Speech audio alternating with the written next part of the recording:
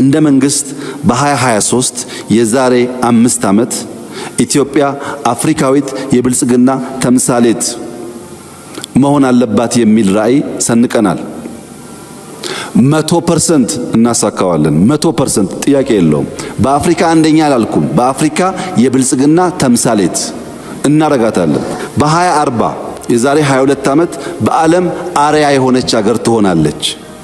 ለዚህ ራዕይ 3 ትልሞች አሉን።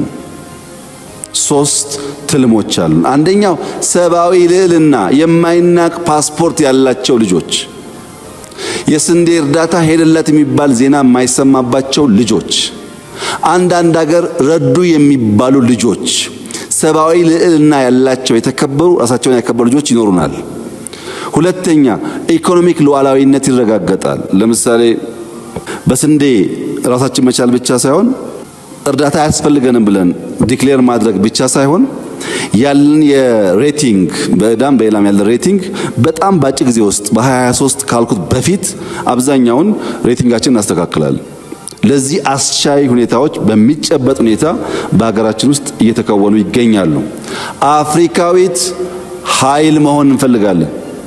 በምግብ ራስ መቻል ብቻ አይደለም፣ በአፍሪካ ኃያል ምክር የምትጠየቅ በአፍሪካ ጉዳይ እነ ኢትዮጵያን ካላማከርን የሚባል ሀገር መሆን አለባት። ኢትዮጵያ ትልሙ አንዱ እሱ ነው። ራሷን መቻል ብቻ አይደለም፣ በቀጠናው ባላት ሚና ውስጥ በስንዴ ምክንያት በደህንነት ምክንያት ያላት ዊዝደምና ብቃት አንደርማይን እንዳይደረግ ማድረግ ነው።